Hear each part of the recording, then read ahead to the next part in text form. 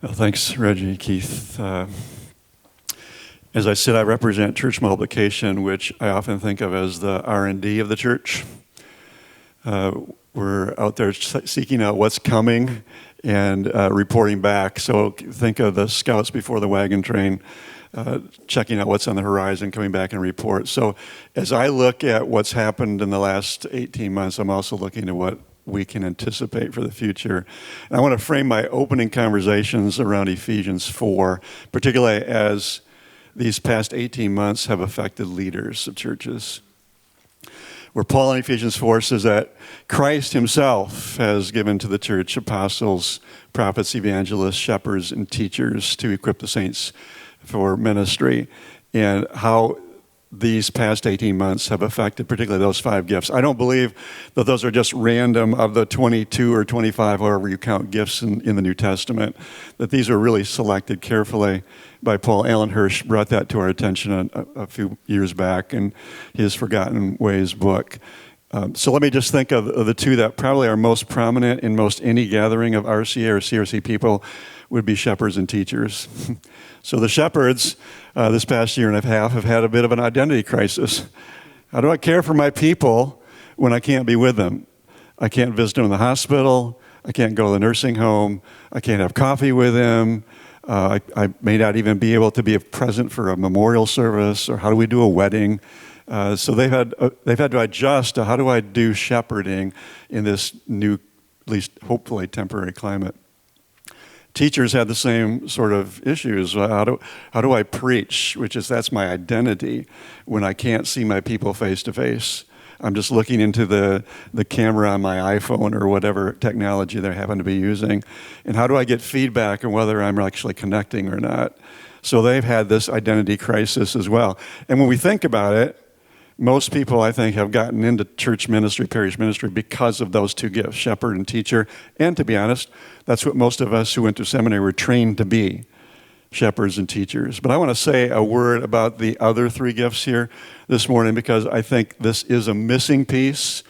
And during this last pandemic season, these are the gifts that have really kind of come to the fore and treated it very differently. So I want to specifically talk about the apostles and the evangelists, first of all. Apostles, those who are sent, those who seize the day, those who see opportunity. And in the multiplication field, we have a lot of pastors or planters who have apostolic and evangelistic gifts. And it's really been encouraging to see them saying, this is the day we've been praying for revival. God is opening huge opportunities for us because everybody around the globe has experienced some kind of a trauma, and they've experienced disequilibrium or disorientation, as we talked about yesterday. And now they're finally open to the gospel. I mean, even people who may have it all together and feel like life is working well for them suddenly got thrown off balance. And this is our opportunity to be able to share the good news of Christ with them. So they seize the day. They move from survival to expansion. So a story for a couple of our Hispanic planters down in Florida. One of them very quickly decided that his audience was going to be an online audience, and quickly gathered, because he was preaching in Spanish, a global audience, and quickly had 400 people in discipleship groups around the globe, because he now had the world at his footstool instead of just his local congregation. We have another pastor who decided to start teaching the Heidelberg Catechism in Spanish on Saturday mornings. And that group has now grown to 800 people on Saturday mornings learning the Heidelberg Catechism, which most of us learned to dislike at some point earlier in our lives, but they are fully embracing and are using this period as an expansion of their outreach and influence. Heard Len Sweet speak back in fall of 2020 in the midst of the unveiling really of the intensity of the pandemic. And as you know, Len Sweets is a futurist, and he said this as it relates to these 5 gifts of Ephesians 4.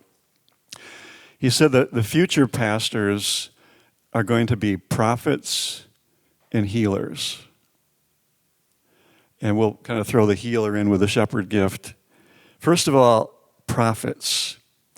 Now, I'm also admitting that apostle is not a word that is normally used. A couple years ago, we were apologizing for using the word apostle. It's just not a gift that we recognize within our two denominations very well. And prophets, I think we all, whether we've named them as such or not, prophets are often the ones that, hey, they're always the ones that are kind of stirring the pot. They're always telling us what we're doing wrong.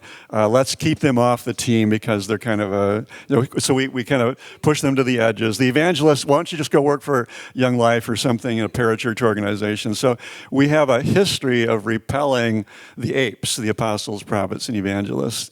What I'm saying is that they are going to be critical for us going forward. So Len Sweets picks up the theme of prophets being the future of the pastor. Moving, he says, from prophesying forward, moving to prophesying forward versus planning forward. So we have a history, again, highly educated people, that we strategize for the future. We really concentrate on best practices. How do we move forward? He's saying the future is going to have to be determined more by prophecy or spiritual listening, discerning.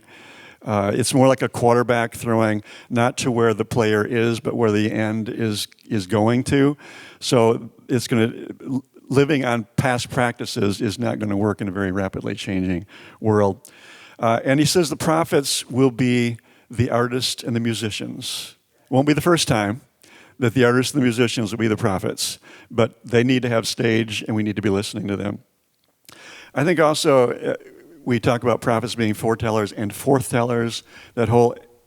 What you just heard is that the prophets need to be forthtellers, which means they are our moral compass, truth tellers, talking about mercy and justice.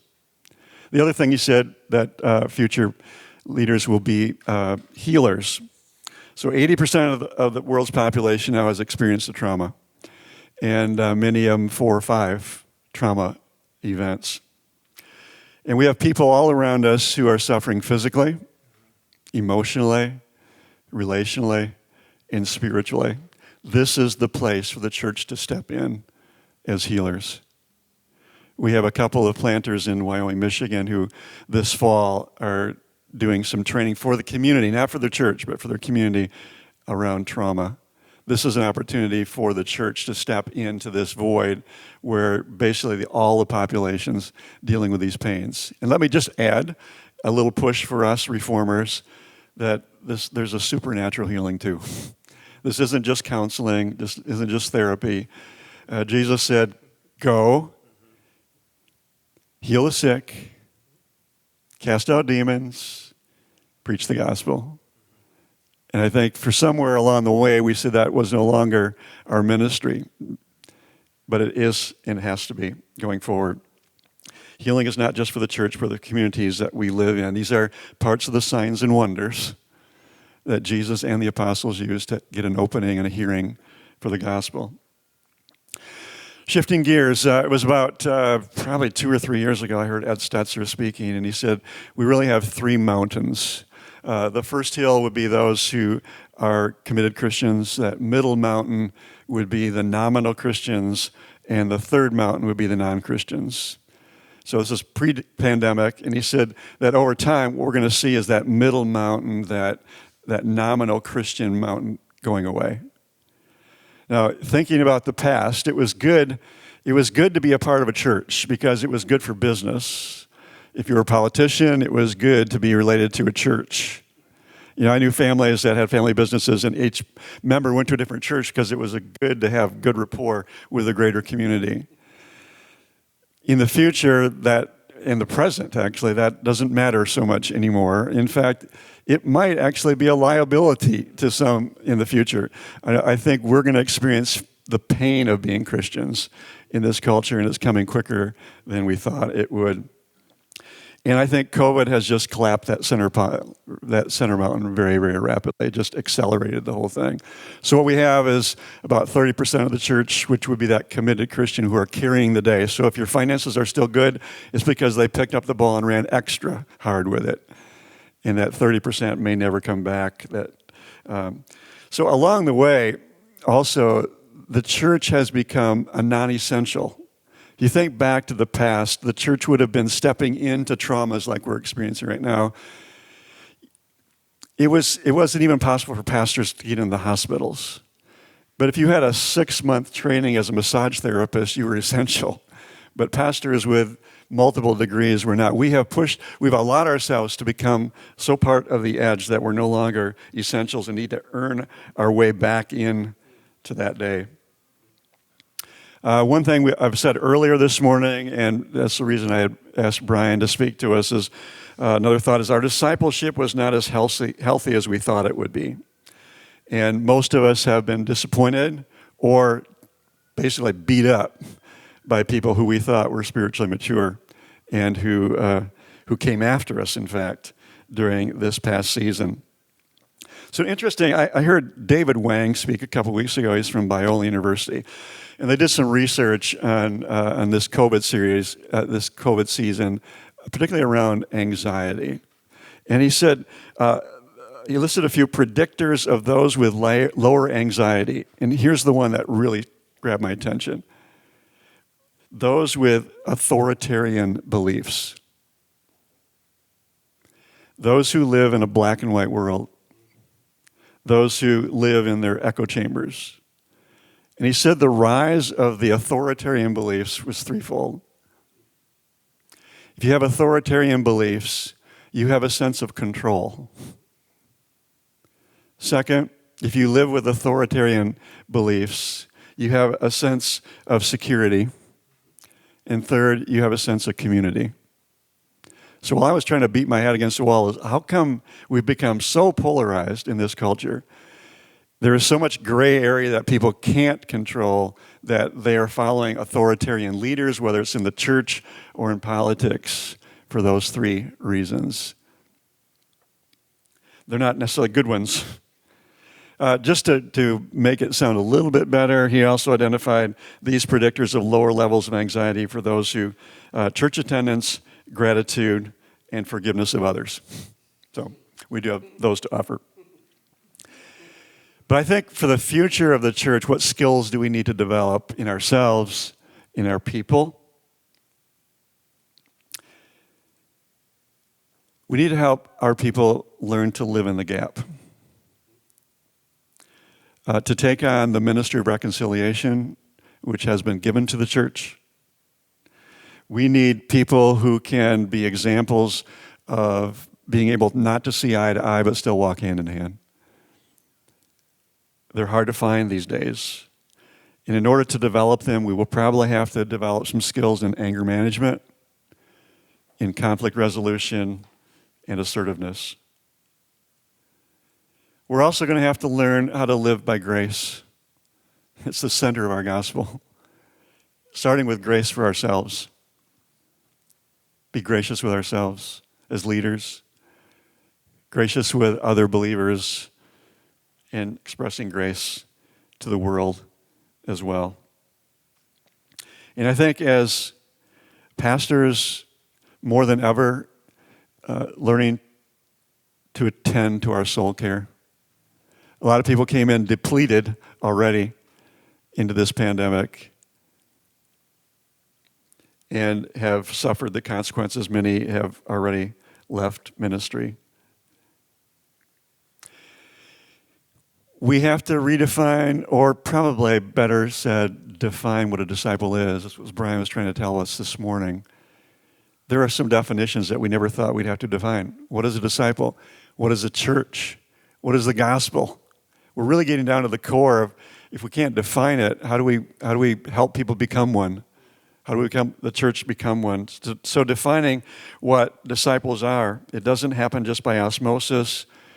We need some clear pathways towards discipleship that any member who's following us would know what their logical next step would be.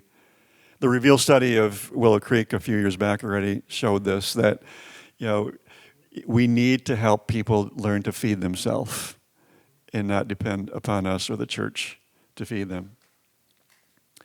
So redefining disciple, defining disciple, helping people become them. Also redefining the church. This is sort of an interesting conversation that's been going on. What's our minimal ecclesiology? What's our minimal ecclesiology? We're working right now with micro churches or fresh expressions of churches. They're churches that will be led not by ordained clergy or even commissioned pastors, but people who have a calling to a particular people group, their neighborhood, their apartment complex, the people they work with, a hobby that they have. And how do we release them and send them from the church as an extension of our congregations? If Alan Hirsch is right, which I believe he is, where 60% of this population who do not go to church will not go to one of the churches that already exists. That means we're all fighting over 40% of the population. But what about that 60%? How does the church go to them because they're not going to come to us? And so these fresh expressions will become more and more important. How permission giving will we be for these expressions that may not fit well into our books of church order or our ability to count and control? And then finally, David Brooks, writer for The Atlantic, says that we are in a cultural convulsion, and that these cultural convulsions happen about every 60 years. So just wind the clock back to when? The 1960s. What was happening to the 1960s? Racial unrest, Vietnam. Martin Luther King, believe it or not, had a 28% approval rate in the mid-60s. Sexual revolution, and it was the Hong Kong flu. 1 million people died from that flu.